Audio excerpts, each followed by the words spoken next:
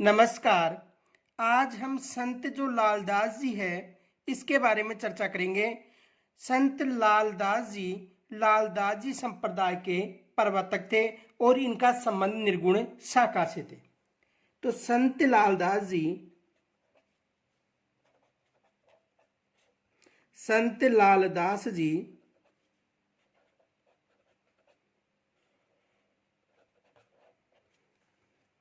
लालदासी संप्रदाय के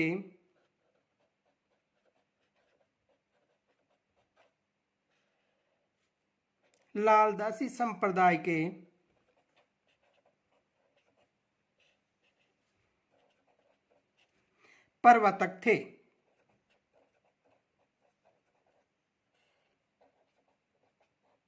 किस संप्रदाय के प्रवर्तक थे? लालदासी संप्रदाय के प्रवर्तक थे। इनका जन्म देखो 1540 में अलवर की जो धौली धूप गांव है यानी मेवात प्रदेश, वहां पर हुआ था। किसका? संत लालदास जी का जन्म 1540 ईस्वी में अलवर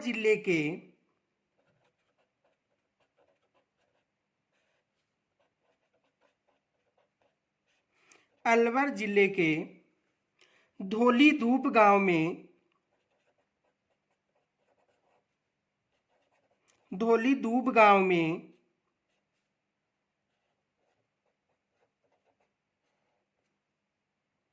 हुआ। किस प्रदेश में हुआ था? मेवात क्षेत्र में। देखो यहां से एग्जाम में प्रश्न आ चुका है कि संत लालदास जी का जन्म कहां पर हुआ था। तो वहां पर ऑप्शन में केवल मेवात क्षेत्र था, हाड़ौती क्षेत्र था, मारवाड़ क्षेत्र था। तो किस क्षेत्र में हुआ था? मेवात क्षेत्र में, ये याद रखना। और गांव पूछे तो धौली धूप गांव कहां पर है? अलवर में। इनके अलावा देखो, इनके पिता का नाम चांदमल था और माता का नाम समदा था और ये मेव जाति से संबंधित थे। पिता का नाम क्या था? पिता का नाम था चांदमल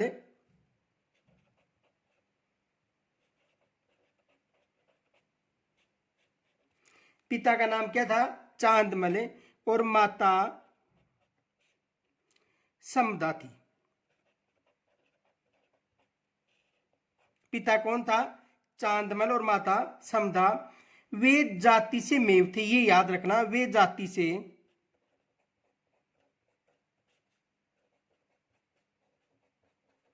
मेव थे।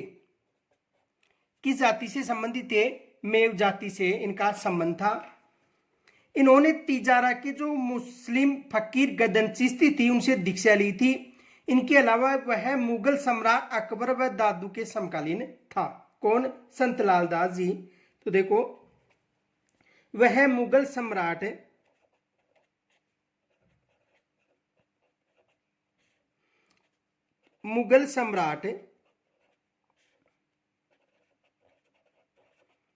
अकबर व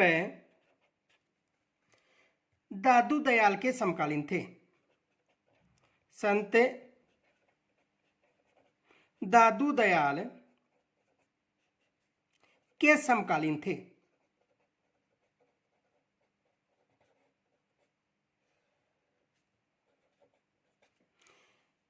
दादू दयाल के समकालीन थे। और किस मुगल सम्राट के समकालीन थे? संत लालदास जी अकबर के समकालीन थे। एग्जाम में प्रश्न बन सकता है कि अकबर के समकालीन कौन से संत थे? तो संत लालदास जी भी थे और दादू दयाल भी, दोनों समकालीन थे, ये याद रखना। इन्हें तिजारा की जो मुस्लिम फकीर गदन चिश्ती थे उनसे दीक्षा ली थी। किन्होंने? लालदास जी ने इन्हें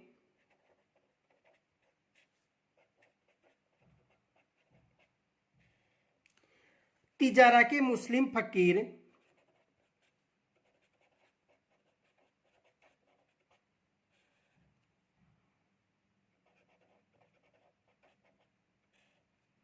गदन चिश्ती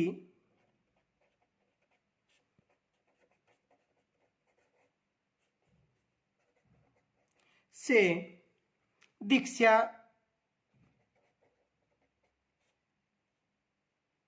इन्हें तिजारा का जो मुस्लिम फकीर गद्दन चिश्ती था से दीक्षा दी। किनको दी थी? संत लालदास जी को। यह प्रश्न ऐसा भी बन सकता है कि संत लालदास जी के गुरु कौन थे? तो फकीर गदन चिश्ती इनके गुरु थे। संत लालदास जी ने हिंदू और मुस्लिम दोनों धर्मों की अच्छाइयों को अपनाकर लोगों को उपदेश दिए थे। संत लालदास जी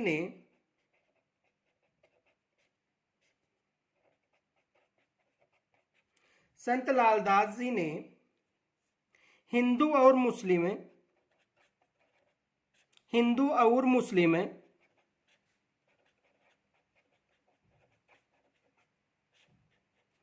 संत लालदास जी ने हिंदू और मुस्लिम दोनों धर्मों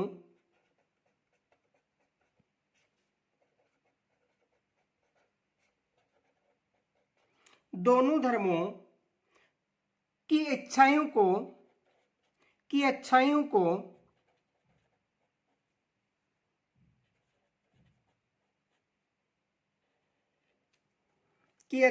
को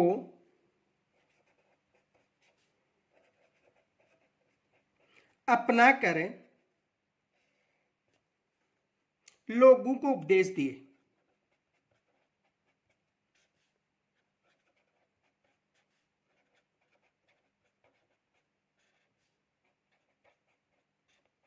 यानी इन्होंने देखो, संत लालदास जी ने हिंदू और मुस्लिम जो दोनों धर्म थे इनकी अच्छाइयों को अपनाया था और अच्छाइयों को अपनाकर लोगों को उपदेश दिए थे। ये याद रखना। दोनों धर्म कौन कौन से हो गए? हिंदू तथा मुस्लिम। आगे देखो,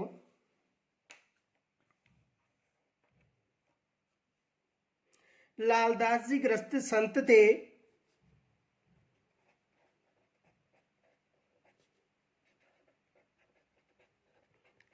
लालदास जी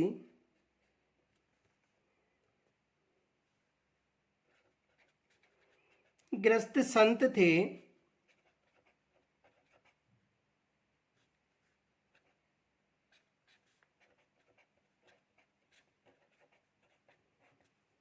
इनकी पत्नी का नाम मोगरी था। इनकी पत्नी का नाम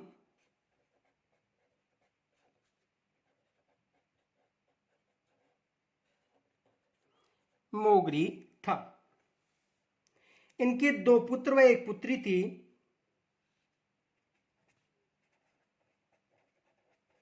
इनके 2 पुत्र व 1 पुत्री थी। इनके 2 पुत्र व 1 पुत्री थी और अंतिम समय नगला गांव में बिताया। अंतिम समय किस गांव में बिताया था? नगला गांव में। और रामगढ़ के पास जो शेरपुरा गांव है वहां पर इनकी समाधि है। अंतिम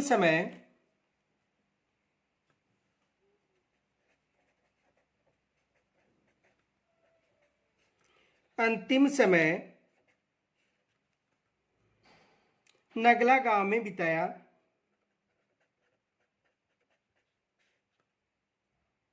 नगला गांव में बिताया। नगला गांव कहां पर था? भरतपुर में। तो इनका अंतिम समय कहां पर व्यतीत किया था? नगला गांव में। और रामगढ़ के पास जो शेरपुरा गांव है वहां पर इसकी समाधि है। रामगढ़ के पास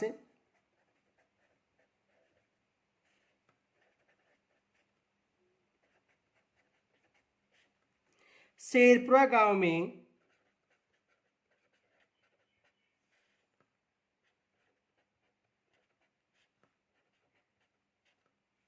इनकी समाधि दी गई है।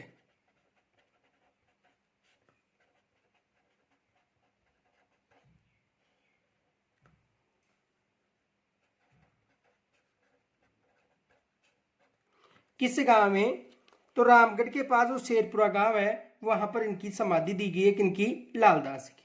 मेव मुसलमान लालदास जी को पीर मानते हैं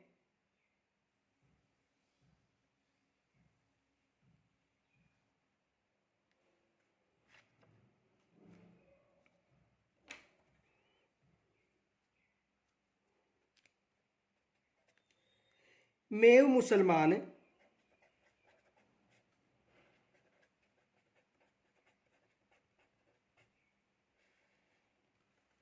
लालदास जी को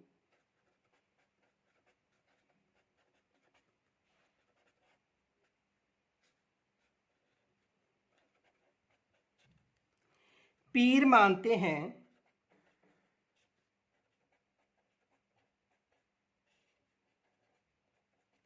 मेरे मुसलमान लालदास जी को पीर मानते हैं और इनकी समाधि स्थल पर आश्विन मास की जो एकादशवीं और माघ पूर्णिमा है वहां पर मेला लगता है। इनके समाधि स्थल पर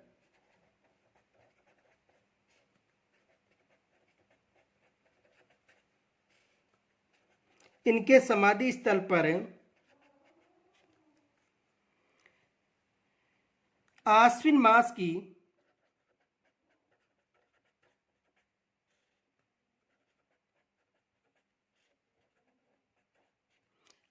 मास की एकादशी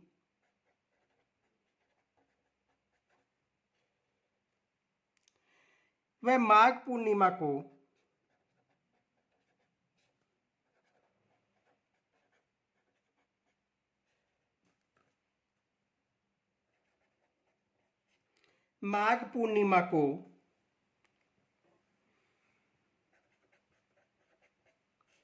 मेला लगता है।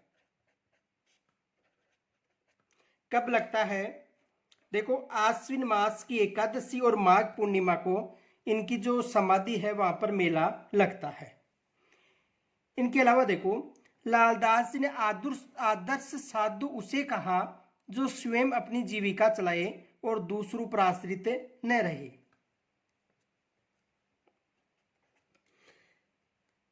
लालदास जी ने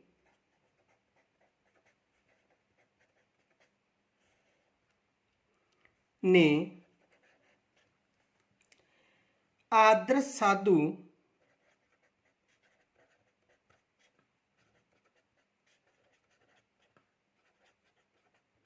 उसे कहा जो स्वयं अपनी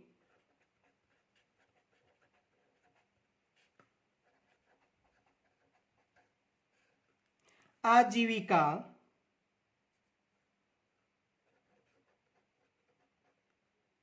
देखो, जो लालदास जी थे उन्होंने ये कहा था कि स्वयं जो अपनी आजीविका चलाए और दूसरों पर आश्रित न रहे वही आदर्श साधु है। तो जो स्वयं आजीविका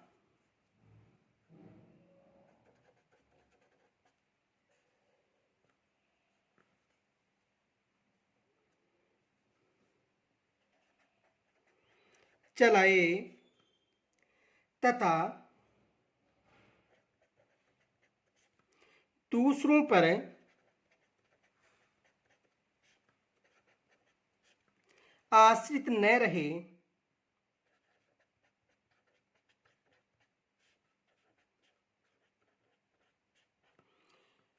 वही आदर्श साधु है। किन्होंने कहा था? संत लालदास जी ने कहा था कि जो स्वयं अपनी आजीविका चलाए और दूसरों पर आश्रित न रहे वही आदर्श साधु है।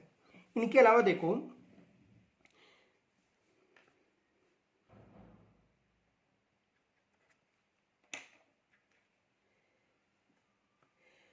लालदासी संप्रदाय के अनुयायी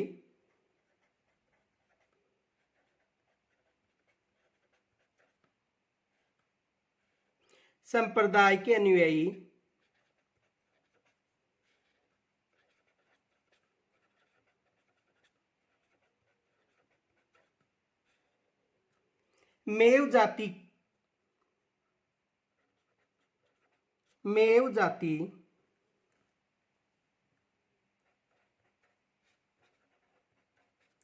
की कन्या के साथ विवाह करते थे।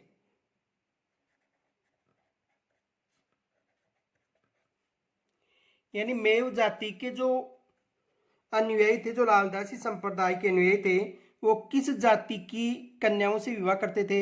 मेव जाति की कन्याओं से विवाह करते थे। आगे देखो,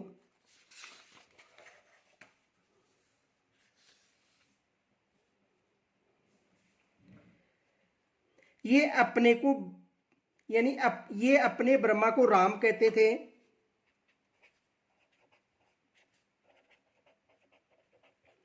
ये अपने ब्रह्मा को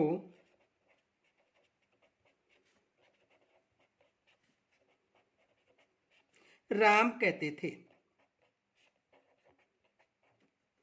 यानी ये अपने ब्रह्मा को क्या कहते थे? राम कहते थे।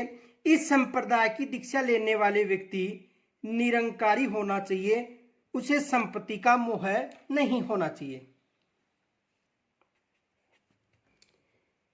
इस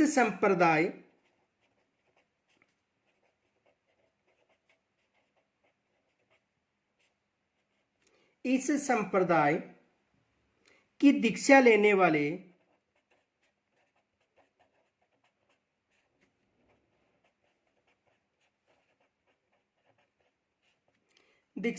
वाले व्यक्ति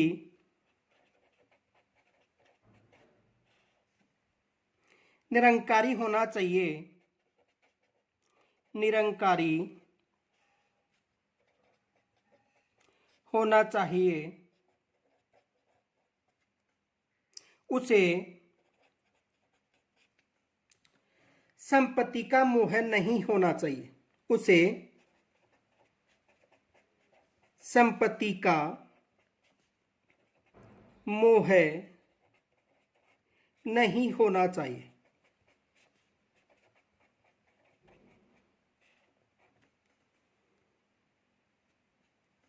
इनके अलावा देखो,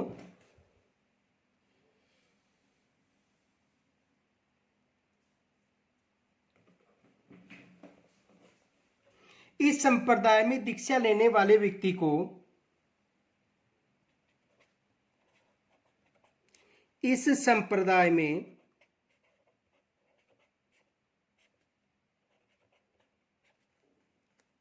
दीक्षा लेने वाले व्यक्ति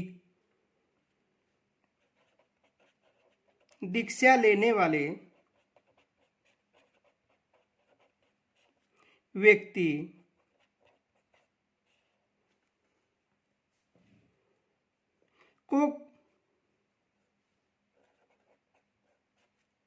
देखो, इस संप्रदाय में दीक्षा लेने वाले व्यक्ति को गधे पर काला मुंह करके उल्टा बिठाया जाता था, ताकि कोई अभिमान का भाव न रहे। व्यक्ति को गधे पर काला मुंह करके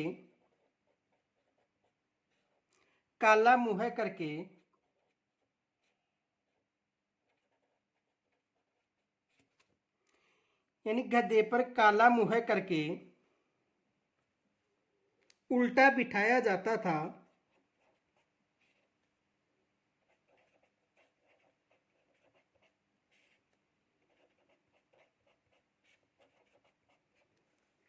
ताकि कोई अभिमान का भाव नहीं रहे, ताकि कोई अभिमान का भाव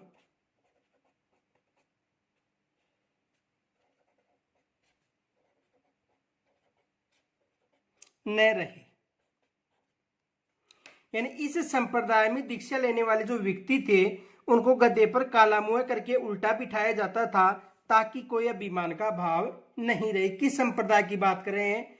यानी जो लालदास संप्रदाय है, इस संप्रदाय की। इनके अलावा देखो, लालदास जी की चेतावनी इनका प्रमुख ग्रंथ था। लालदास जी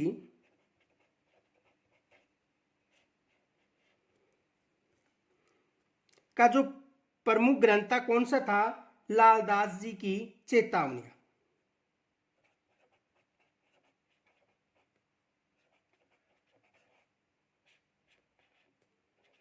की चेतावनियां। देखो लालदास की चेतावनियां, प्रमुख ग्रंथ कौन सा था? लालदास की चेतावनियां।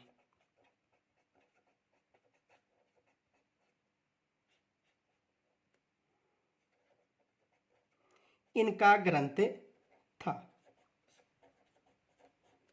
ये विशेष याद रखना, कौन सा ग्रंथ था? लालदास की चेतावनियां। ग्रंथ कौन सा था? लालदास की चेतावनियां। किसका ग्रंथ था? लालदास जी का। ये विशेष याद रखना, ये एग्जाम में प्रश्न भी आ चुका है कि लालदास जी के ग्रंथ का नाम क्या था। तो लालदास जी के ग्रंथ का नाम था लालदास की चेतावनियां।